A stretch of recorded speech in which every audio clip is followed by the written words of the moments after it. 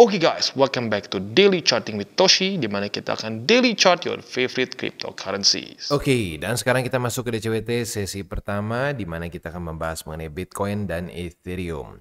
Sebelum kita lanjut, seperti biasa gue ingatkan, salah satu cara termudah dan termurah untuk mendukung TCI adalah dengan like our video. Oke, dalam 24 jam terakhir terjadi peningkatan sebesar 1,65%. Dengan total market cap mencapai di 2,29 triliun US dollars.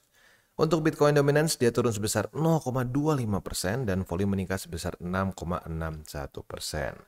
Kita bisa di sini untuk Bitcoin terjadi rally sebesar 1,24%, sementara Ethereum di 1,94%. Nah, yang menarik adalah sebenarnya dari TA ya. Untuk TA sendiri kita bisa lihat Bitcoin kemarin sempat ke angka 62.323, tetapi kembali turun. Nah, ini adalah satu potensi Bitcoin masuk ke dalam masa-masa konsolidasi ya. Nah, masa-masa konsolidasi ini antara dua ya, antara pelanjutan tren atau perubahan tren ya, atau juga disebut sebagai reversal seperti di sini nih ya. Walaupun kalau di sini kan lebih jelas nih ya, terbuat lower low, lower high. Nah, dia di tengah-tengah nih. Oh, kelihatan jelas dia ada pemecahan struktur. Di sini enggak. Dia cenderung sideways aja langsung. Buat lower low, langsung sideways. Nah, apakah ini bisa menaklukkan EMA20 atau tidak? Ya, yang pasti threat terbesar ya, atau resisten yang paling menakutkan untuk Bitcoin adalah EMA20 yang sekarang semakin mendekat begitu, karena resisten terdekat selanjutnya di angka 62.529 cenderung bahkan belum sampai di retest ya, dan cenderung nge-weak. Artinya para buyers cenderung takut ke resisten selanjutnya. Nah, tapi seperti yang kita tahu, ini kan statis. EMA20 nggak statis. Semakin dia mendekat, apakah akan terjadi seperti di sini nih? Ya, contoh kayak di sini nih. Setelah EMA20 mendekat dan ke reject, lanjut lagi ke bawah. Ya, we'll see. Intinya itu adalah resisten yang salah satu yang paling berbahaya untuk Bitcoin sekarang. Ya. Nah, selanjutnya adalah untuk Ethereum. Kita bisa di sini kondisinya itu dia berbeda dengan Bitcoin ya. Kalau dia berhasil reclaim, dia reclaim dan daily close kembali di atas dari 3.386. Sekarang sedang mau retest EMA20 dan 50 yang baru saja terjadi death cross. Nah, lagi-lagi ini contoh ya. Jadi saat death cross itu malah sering kali terjadi rally gitu ya. Nah, tinggal kita lihat nih untuk Ethereum apakah dia bisa bertahan dan bisa reclaim EMA20 dan 50 sebagai support atau enggak gitu ya. Next kita geser ke ini ya, kita geser ke di XY. Untuk di XY kita bisa lihat kemarin ini cukup aneh ya. Cukup aneh, datanya itu menunjukkan sebenarnya positif. Lo bisa lihat di sini, ini data kemarin ya, yesterday tanggal 27 Juni. Dari US mulai dari durable goods orders itu hijau, lalu GDP juga hijau, dan initial jobless claim juga hijau ya. Tetapi kita bisa lihat di sini indeks dolar malah ngedrop. Sebenarnya ini buat lu yang mungkin bingung kenapa bisa seperti ini, gue udah pernah sedikit bahas sih ya di grup maupun di DCWT kapan ya? Berapa minggu lalu kayaknya ya. Ada yang nanya, "Bang, kenapa ya Bang? Kok kali ini data-data ekonomiknya bagus buat USD kok malah melemah USD-nya ya?" Nah, jadi gini, menurut gua ini adalah salah satu penyebabnya dari ya kita udah dekat-dekat ke resesi ya. Nah, kita semakin dekat-dekat ke resesi, data-data US yang tadinya harusnya bisa memperkuat indeks dolar malah cenderung membuat indeks dolar lemah dan risk on asset malah meningkat. Begitu. Jadi itu mungkin jadi kayak reverse psychology-nya karena orang-orang merasa, oh this is good news untuk risk on asset. Karena kalau sampai tidak terjadi resesi di US, maka kripto tidak akan drop seperti di sini ya. Tidak akan drop seperti di 2019 di sini ya. Nah, seperti yang kita tahu 2019 itu bukan 2019. Oh iya benar 2019 di sini ya. Nah, kalau lu sebenarnya ngikutin di sini economic calendar itu cenderung jelek, tapi akhirnya menarik US sampai resesi. Gitu. Nah, sekarang karena orang-orang udah mulai takut terjadi resesi ya, makanya data bagus bagi US malah membuat beberapa risk on asset cenderung meningkat juga. At least that's my theory begitu ya. Nah, ada yang nanya lagi, "Bang, jadi gimana nih Bang, kira-kira resesi atau enggak?" Nah, kalau kita lihat di sini data dari US mulai membaik ya dibandingkan dengan minggu-minggu kemarin. GDP yang terakhir merah, kita bisa di sini ya. Data GDP terakhir itu merah. Sekarang udah enggak nih. Dua kali berturut-turut, bulan April dan Mei merah. Juni untungnya udah mulai hijau nih ya. Nah, tetapi walaupun hijau, kita bisa di sini dibandingkan dengan previousnya itu signifikan lebih rendah ya. Nah, dan seperti yang kita tahu, kalau sampai selanjutnya datanya pokoknya satu kuartal itu ujung-ujungnya lebih rendah daripada kuartal sebelumnya, kita bisa lihat ya kuartal 4 itu di 3,4 nih terakhir ya. Nah, kalau sampai di bawah 3,4 artinya ya itu mulai satu kuartal US itu merah ya. Nah, kuartal selanjutnya merah lagi ya kita harus siap-siap ya. Itu adalah textbook definition of recession begitu. Walaupun sekarang lebih bagus daripada forecast. Tapi ini yang menjadi tolok ukur adalah apakah dia lebih rendah daripada kuartal sebelumnya atau belum. Dan kali ini kita signifikan di bawah ya. Karena sebelumnya itu di angka 3,4, sekarang di 1,4. Oke, next kita geser ke ini ya. Hari ini tuh ada apa aja. Hari ini juga seingat gue penting. Kalau nggak salah PCE ya. Coba kita cek. Tanggal 28 Juni hari Jumat dari US kita bisa di sini akan benar Core PCE Index ya. Untuk ini harapannya sebenarnya mirip-mirip kayak CPI sih ya. Jadi kalau dia sampai lebih rendah daripada forecast itu dia malah merah ya. Kalau dia lebih tinggi daripada forecast maka itu akan cenderung bagus untuk USD ya. Jadi sekali lagi kalau dia lebih tinggi daripada 0,1 maka itu akan cenderung menguatkan USD ya. In theory seperti itu. Tapi ya kita bisa tahu ya market pada faktanya kemarin juga berkebalikannya dengan normanya ya. Ya memang market sedang sedikit anomali lah belakangan ini ya karena memang fundamentally US sedang dalam posisi yang gak terlalu bagus plus ditambah juga sama pemilu yang tentunya akan menambah lagi ketidakpastian on top of it ya. Next adalah untuk Core PC Index. Ini sama ya, so yearly monthly intinya sama. Kalau sampai dia lebih tinggi daripada forecast itu cenderung akan membuat indeks dolar menguat ya. Nah, selanjutnya Chicago PMI. Untuk Chicago PMI ini kita bisa lihat di sini kalau lebih rendah dari ekspektasi akan membuat indeks dolar cenderung melemah gitu ya.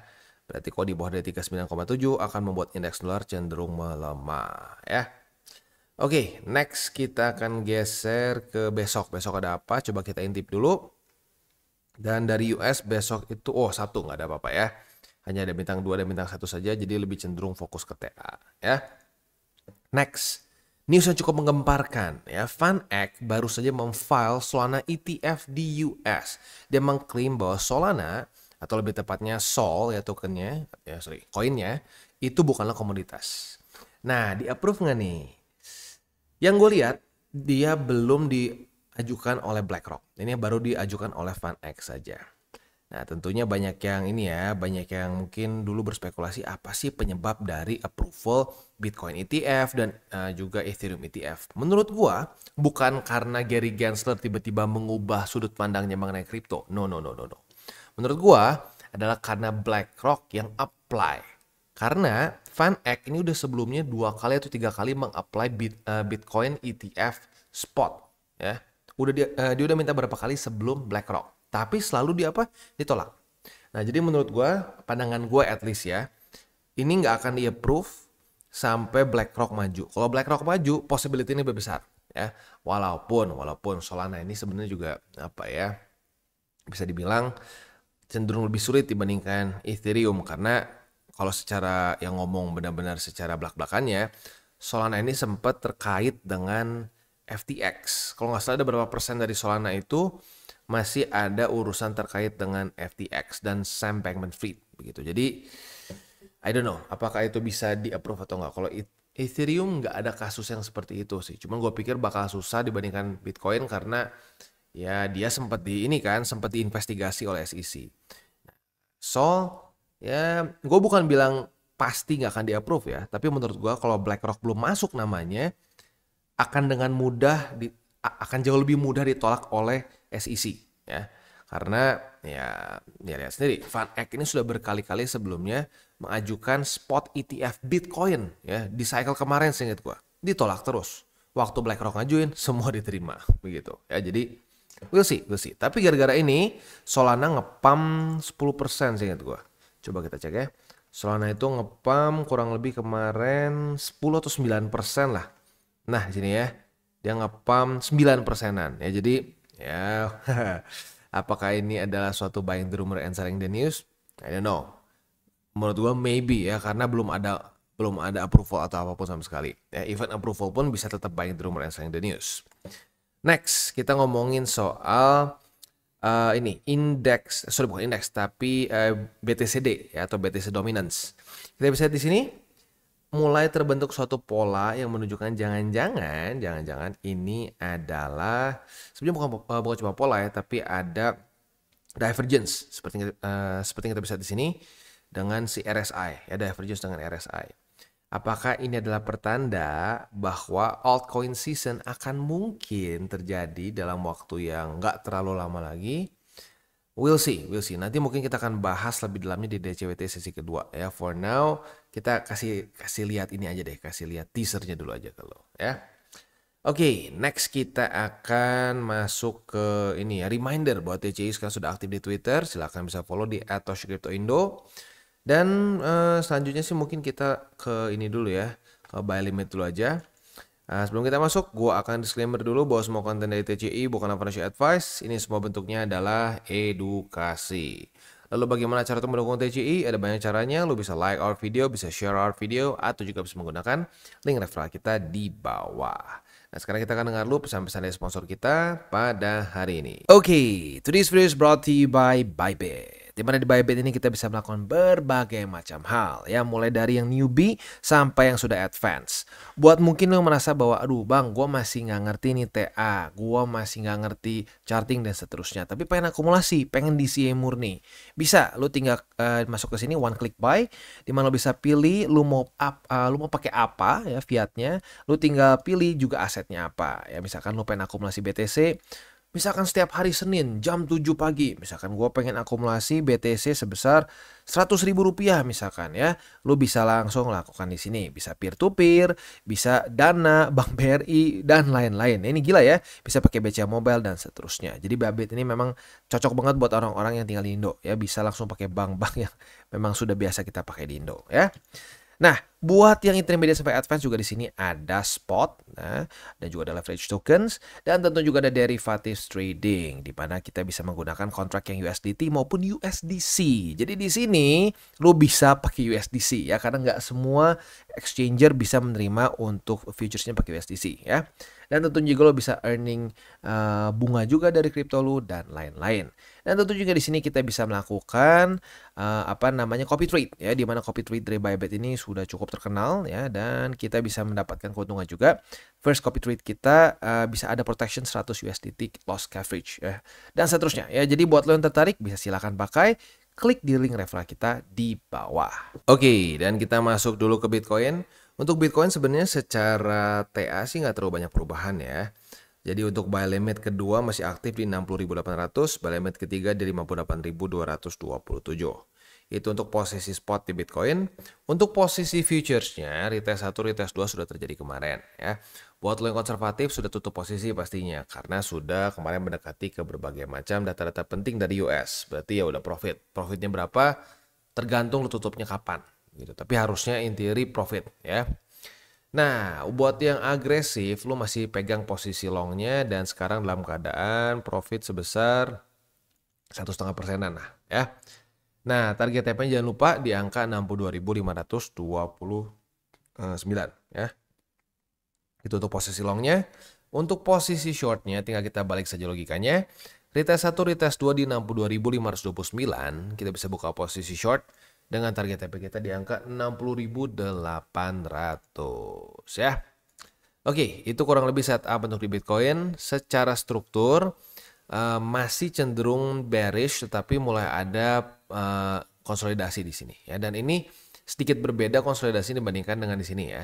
Kalau di sini konsolidasi yang memecah struktur, di sini belum ya, karena belum terbentuk suatu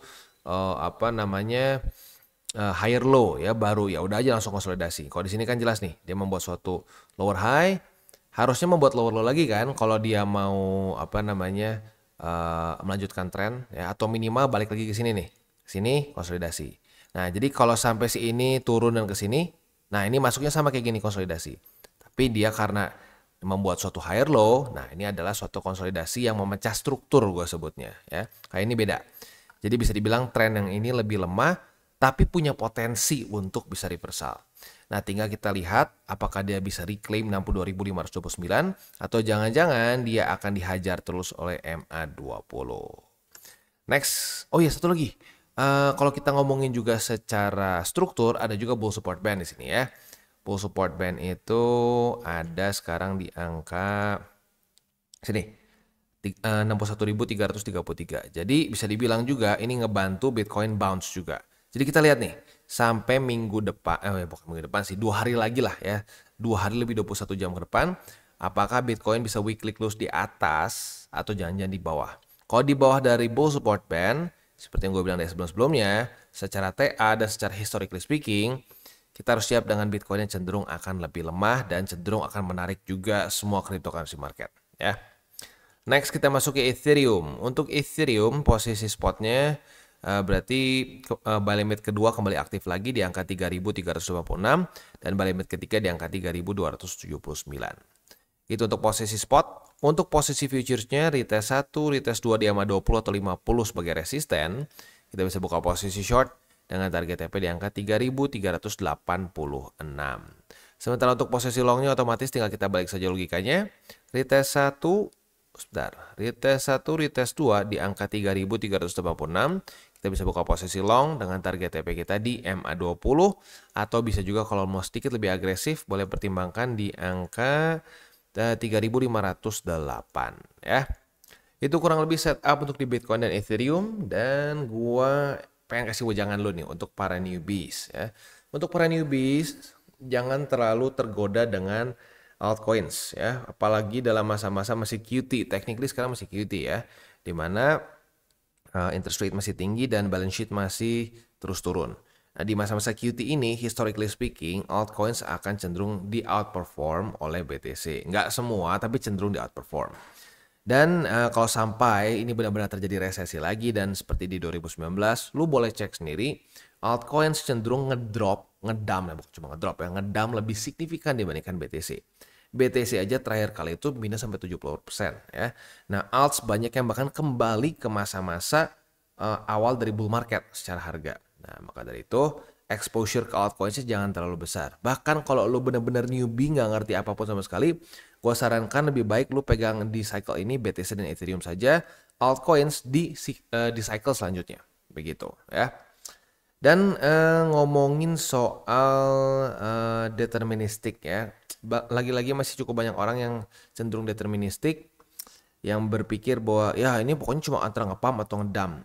Yang enggak juga, kalau lu cuma berpikir kayak gitu, ya berarti lu punya 50-50%, lu cuma punya 50-50 chance gitu ya. Sementara kalau lu mau persiapkan dua-duanya, lu siap kalau dia ngedump dan siap dia nge-pump, you'll win 100%. Gitu. Jadi gue masih nggak ngerti kenapa ada orang pengen, pokoknya hajar aja sekali. Ya sebenarnya kalau gue pikir sih ya sebenarnya ya gue kepikir nih alasannya kenapa, karena pengen profitnya jauh lebih besar dibandingkan orang di CA. Nah tapi ingat, semakin volatile aset yang lo beli jauh lebih efektif di CA. Karena kita nggak pernah tahu kapan dia nge-bottom dan kita nggak pernah tahu juga kapan dia sampai topnya. Makanya gue juga ajarin untuk TP itu sebenarnya adalah TP averaging. Begitu. Jadi kita DCA ke bawah, waktu TP pun sebenarnya kayak DCA gitu loh, tapi DCA-nya TP bentuknya. Ya kayak yang gue bahas di sini nih ya. Contoh kayak di Ethereum nih. Buat TP 10%, sebelumnya 5%. Nah, jadi ini martingale sebenarnya ya. TP averaging ke atas dan martingale begitu ya. Oke, selanjutnya gue ingatkan lagi buat lo yang pengen pembahasan pair favorit lu, boleh komen di bawah ya. Apabila cukup banyak demand-nya, kita akan masukkan ke DCWT sesi kedua. Dan gua tutup dengan 3 golden rules. Jangan pakai uang panas, jangan over leverage, dan berpikirlah jangka panjang. Oke guys, jadi itu adalah akhir dari segmen DCWT kita pada hari ini. Dan jangan lupa bagi kalian yang merasakan manfaat dari segmen ini, jangan lupa untuk share ke teman-teman kalian. Dan apabila lu pengen mensupport channel kita ya TCI, jangan lupa untuk menggunakan link referral kita di bawah. Nggak wajib, ya, tetapi apabila lu menggunakan link referral kita di bawah, ada macam-macam ya, dari Bybit, Huobi, Maxi, toko kripto, dan banyak lagi ya. Ya, walaupun nggak wajib, tapi kalau menggunakan link referral kita, lu secara langsung membantu perkembangan dari TCI. Dan satu lagi, jangan lupa juga untuk join Telegram group kita, di mana kita bisa ngobrol-ngobrol santai mengenai dunia cryptocurrency secara dua arah. So, jangan lupa untuk like, subscribe, click the bell icon, and see you on the next video.